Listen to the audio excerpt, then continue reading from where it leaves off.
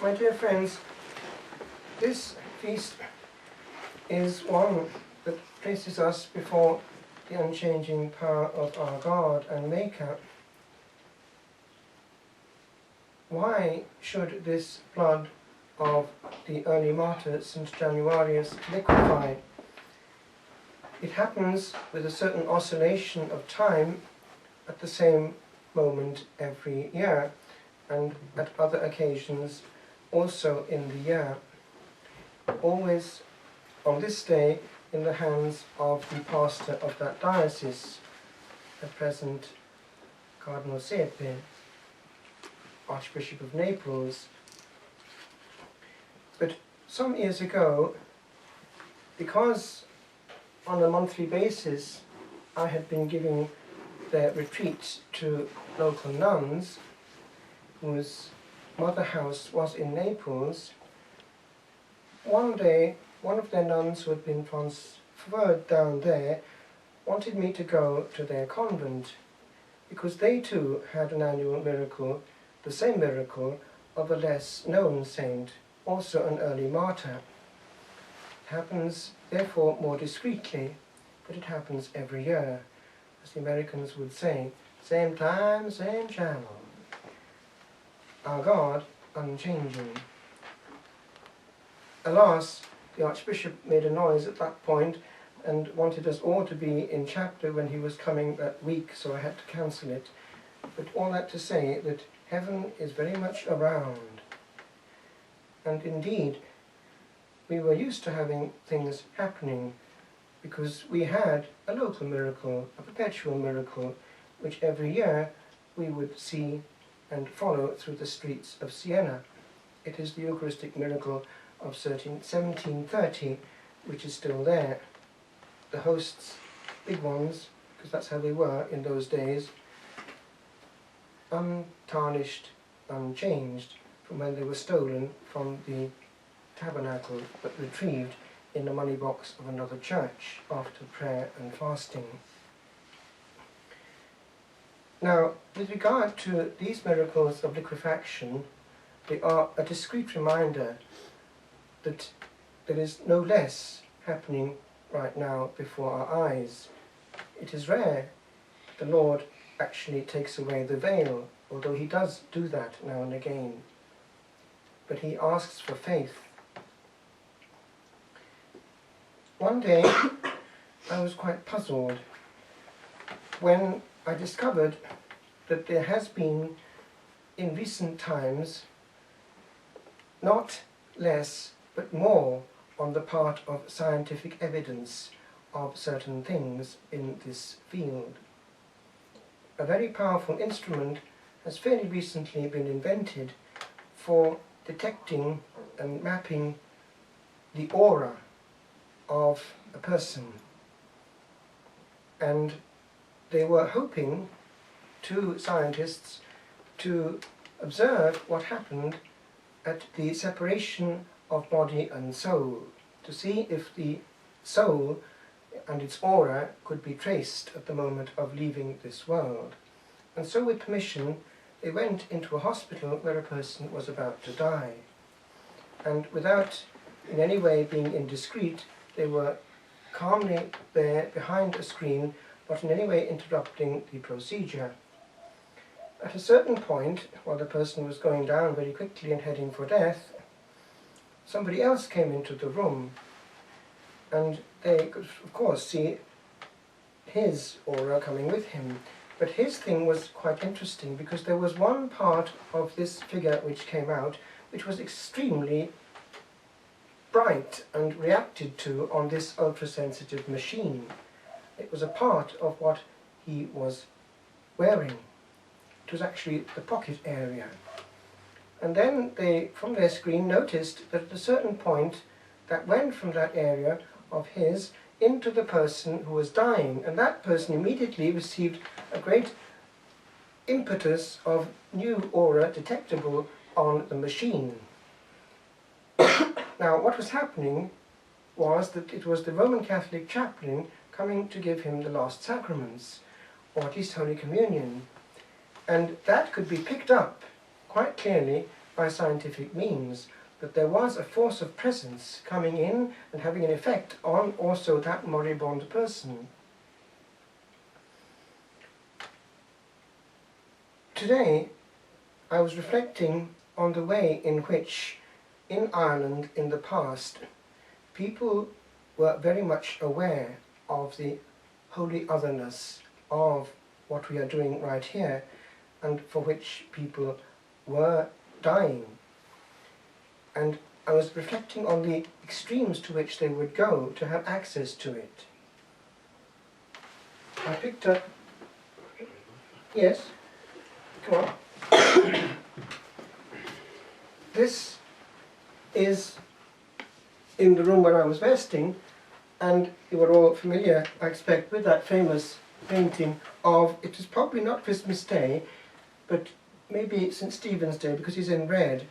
It is a Christmas celebration there. It must have been going around in secret at that time, so that people could have the Christmas celebration in some shape or form under difficult conditions, because they're in the snow. And you've got to look out there. You know, they're coming. You can see them. That's right, the redcoats. Warning them, but what could he do? He couldn't stop. That actually happened in our monastery during the war. I heard it from local people, because the church was still used before we refounded it in Italy as a church, and they were having mass during the war, and it was the time when the front was passing through Tuscany, and they were there, and there was shooting and stuff going around, and I think there was even bombing going from the top. So Dom Pietro, Father Peter, had actually been ordained in our monastery. He was there with people I know who are still alive, and they just, all the people there in the church dropped to the ground, hoping for the best and praying, and they were wondering whether he would carry on or not. He would not stop the Mass. He speeded up a bit, but he would not, after anything at all, interrupt the Holy Sacrifice after a certain point. That was interesting. People are aware that you can't mess around with the Blessed Sacrament. So, anyway, that's what they were up to, and they would do anything to get to it. Now, this one, this came actually from Ellen as a Christmas present. It's come from the National Gallery, and you can see what it is. It's that famous picture. Is it Aloysius O'Kelly? He's captured pretty well, I would say, what these cabin masses were like in the west of Ireland. That's a Connemara cabin, and that's pretty well what they would have been doing, trying at all costs to get access to the Blessed Sacrament, because the structure was not there. They had to do it themselves. And look carefully at that young man. He's just fresh from the bishop, hardly ordained. You can tell there he's got his little top hat, or big top hat next to him, and he's got his very precious vestments, obviously a present for ordination, and portable ones, little ones that they could fold up very easily. And look what he's doing there at the altar. You've got two books, yes, you've got two books which are holding up the missal, which is a very simple missal he's got there, but he's got very little to do it with, just the bare minimum. But nevertheless, look at the intensity of devotion that you've got in that picture, and the love and spontaneous intimacy of those people who are really welcoming their God and King in a way which perhaps would put us to shame. Just think of the love they had and the welcoming they gave to Jesus. I'm sure he heard all their confessions first, and how they would make a good thanksgiving afterwards. I find that very moving, and I put it actually in my chapel to remind me where we're coming from. Now, this came to me the other day. A friend appeared about 6:30 in the morning from Balbriggan and wanted me to have this. He stayed for Mass at 7, and I looked carefully and found one or two things which have been very moving. And this one I just came across now before coming out. It was a priest who landed. He was not in the best of health. A Capuchin. 7 times he fell into the hands of his enemies, and in addition to being beaten cruelly, was deprived of books, vestments, and all that he possessed. God, however, watched over him tenderly. Now remember, a priest is kind of important in those days, as it still is, of course. And on each occasion he contrived to escape. Once, having been recognized and assaulted by a solitary horse soldier, he took the matter into his own hands and in a very striking way proved himself a good member of the church militant. Though half starved, the agile Capuchin unhorsed and disarmed his well-fed opponent, and having made him promise never again to pursue a priest, gallantly restored to him both horse and arms. Anyway, on he goes. He was some character. Now, what happened was this. Eventually, he got to a place and he wasn't in the best of health. They discovered he was a priest, and therefore there was a great thirst in the area to have access to his priesthood. It was all hush-hush. They found him. In other words, there's a priest in the area. Soon there was a great murmur of voices, and some anxious problem was being discussed. Now, what were they discussing? They had a priest, but no way of using him, no building, nothing they could get these people together in. Something going on there, whispering amongst each other. Then joy beamed suddenly on every face, a brainwave. A happy solution had been found, and willing hands were speedily at work to satisfy the burning desire of their hearts. What were they up to? The angels must have looked down in rapture, and our Lord was surely glorified by this holy breaking of the Sabbath, because the Sunday was coming. What did they do? There, in that remote place, in the midst of a bog, with every pulse beating with fervour and every face beaming with gladness, these poor men and women, in the simple and graphic language of the Capuchin, being not able to hear Mass in such a little house, uncovered the house to hear Mass. So that's what they did. It's not like in the Gospel, they sawed away and they opened the house up. So I don't know what they did. Anyway, they prepared a church by destroying the house, basically. Now, what hit me was this. One day I was talking to a French priest, actually in Romania, where we were both in the same convent for a while, ministering to some enclosed nuns. He was one of these new congregations coming from France, based very much on prayer, adoration and study, a very good priest. And he was telling me, while we were there, different things about what was going on in France. And he was quite clear about what was going on in France. He wanted me to know certain things, e.g., this question of what they do when they can't get hold of a priest, because a priest in France has not one church, but up to 20. They call them clochers, belfries, that is, he's got 20 belfries, he's got that whole area. So what do? They delegate. They give over the responsibility of having some kind of worship to lay people. And the Blessed Sacrament then is distributed amongst themselves. But you see, now what happens is this. It doesn't stop there. These lay people then get a certain independence in their mind, and they're kind of happy about it in the end. So he was telling me that what happened to a friend of his, he found himself, for some reason, in one of these churches somewhere in the country in France, and he must have been on holiday, and he said, well, look, actually, I'm a priest. I know you're having one of these celebrations there without a priest this Sunday. Would you like me to celebrate?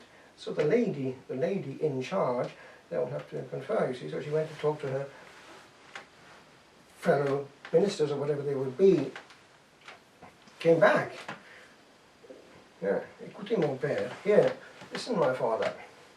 C'était prévu d'avoir une assemblée dominicale en absence de prêtre. It was foreseen to have an assembly in the absence of a priest, and that is what we will have.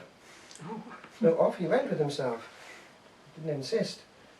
Now, I mention it because it's coming now into the news in France. It's not in Ireland. It is badly filtered by the media who are trying their best to get bits of news and to amplify them and not say them properly. But be careful, because the mentality is there, and it's closer than you think. I'm quite puzzled, actually, after quite a few years now in the Hermitage, that even before I got there, they had already been in place the day off of the priest. That was before the present priest got there, as far as I can make out, or maybe it was for urgent needs. They did not have a celebration of the Holy Sacrifice as such on one day of the week, the Monday. Now, that has remained the same, but they have their communion service. Now the point is this, you see, I've often thought to myself, if the faith here were anything like the faith of these people in those pictures, what would they do to come to the hermitage either at 7 in the morning or to drag out the hermit by force to put him on the altar? No, they seem to be quite happy to do it themselves. Now, do you see what's going on there? I wonder, actually, I'm not judging them, but there's a certain gratification of oneself sometimes, isn't there, in being seen? So it's the same also with other things in the church. People like to be seen at the ambo reading, and so on and so forth. One is subtly, somehow seen to be of value and a sort of super lay person. And the same thing also subtly comes into place with other ministries. Just be careful, because there's an element sometimes of at first being flattered and then somehow presenting oneself. Because if one realized what one was doing, in handling lightly the Blessed Sacrament and so on, one would think twice, because one is actually involved with things they're not fully aware of. This army of lay people is doing three things at once. When they come up to help the priest, they're speeding up the moment of Holy Communion, therefore not giving people the chance to relax and enter into mode, because if Holy Communion is over in 2 minutes, that's the most important part of people's life. I don't know whether it's a positive thing to have a hurried communion. It might be more pleasing in the Lord's eyes to have a long, quiet, music-nourished Holy Communion in which only the priest gives it, but everyone receives it with a certain interiority, because we're going straight to the church notices, so the whole grace is gone into the rafters before we finish the celebration. The two other things are this, that everyone there is transmitting the message, the Blessed Sacrament is handled by unconsecrated hands, and therefore inviting everyone to do the same. Again, one questions whether it's added to our devotion to the Blessed Sacrament. And the third is this, that it's difficult to kneel before a lay person, and therefore they're inviting them always to stand. The whole notion, therefore, having a choice of kneeling or standing has gone through the window, and in practice everyone is coerced. There's also a fourth element, and it's that they can't bless. They can't bless, for instance, a child or a Protestant. They can only do one thing. If they try to bless, they're just making a sign of the cross, but there's no blessing there. So the load of things that children, for instance, are not receiving grace as they might do if they're coming up to a priest to give a proper blessing. And by the way, you know that in the old rite, Holy Communion contained Eucharistic blessing. Before one receives Holy Communion in the old rite, one makes the sign of the cross with the host over the communicant. Therefore, before they receive, they're absolved as well, because Eucharistic blessing has also forgiveness.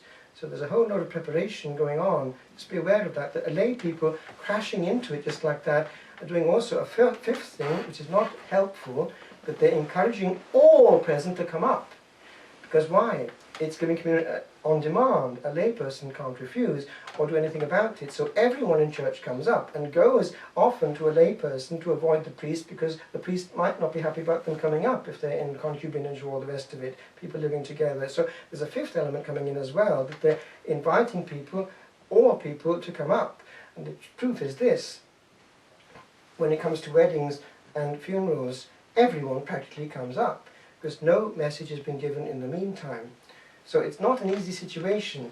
It's encouraging a lot of things indirectly. So just be aware of that. The whole element of being seen in public has also another angle, that in the eyes of the Lord is it well seen. So I'll just close that parenthesis, but just coming back to where we're coming from, it's kind of important stuff, thinking of the reverence they had. I remember reading this. It happened in the Tower of London. There were tortures going on there to get information from these imprisoned priests who was involved, this underground network, and they would put them in manacles and on the rack and all the rest of it, and they wouldn't talk. But at one point, I remember reading in the diary of one person who managed to escape, actually, a Jesuit, that lay people found their way in, two ladies, and they just wanted to see this priest, whom they presume would be hanged, drawn and quartered eventually, the maximum of high treason, as the others were.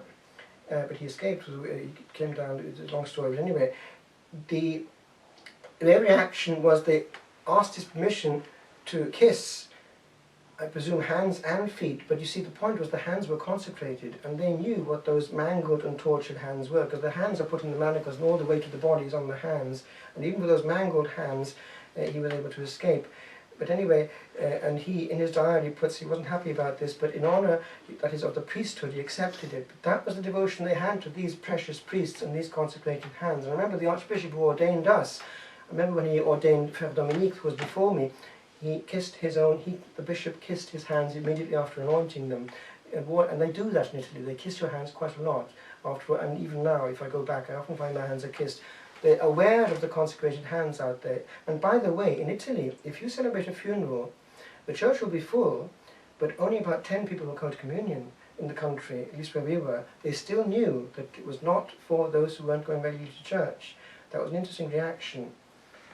Whereas in Ireland, unfortunately, it's communion on demand. So just be aware, have the vision of God.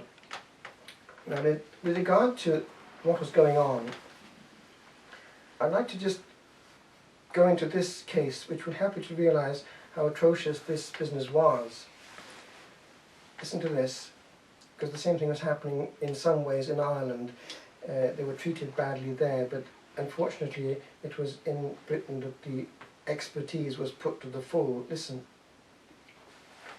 5 days later, the Earl of Leicester, this is the former patron of Edmund Campion, authorised Campion's torture. Now he was a brilliant light in Europe, Campion, great intellectual, a Jesuit, and they named Campion Hall after him in Oxford. From July through November he was put to the rack 3 times. Now the rack was pretty awful. The rack was a rectangular frame in which the prisoner was laid. His wrists and ankles were fastened at either end, and then he was stretched by means of a winch, bit by bit, so that his body, listen to this, was sometimes suspended in the air. Do you see what's going on? He's pulling so hard that he's coming up in the middle. Until he spoke. They tried to get him to speak, you see. The effect was to pull his arms and legs out of joint, tear the wrists and ankles, and make respiration difficult. I would think it would be. The pain was excruciating. Strong men fainted at the sight of the machine. Campion confided to someone that during his 3rd bout on the rack, he thought they had decided to execute him by means of it. Their purpose was to get from him some sensational tales of Spanish gold, to foment rebellion and audacious plots to murder the Queen. Nothing of the sort was forthcoming, of course. And although they managed to piece together some bits of his itinerary of the past year, it was clear that he never broke down, never blurted out what they wanted to hear, never lost his old inflexible constancy. St. Januarius, compared with that, had, I suppose, a fairly gentle end.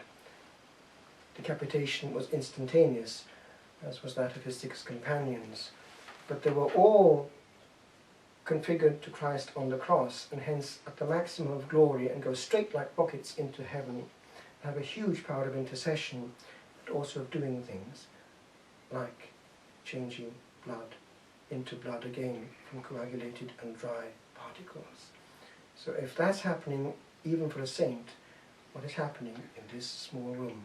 We can't see it, but all the power of our God is before us. And those words, "This is my body, hoc est corpus meum," have come across the centuries, and the voice of the priest is the voice of Christ, the high priest, present here and saying, "I am with you until the end of time."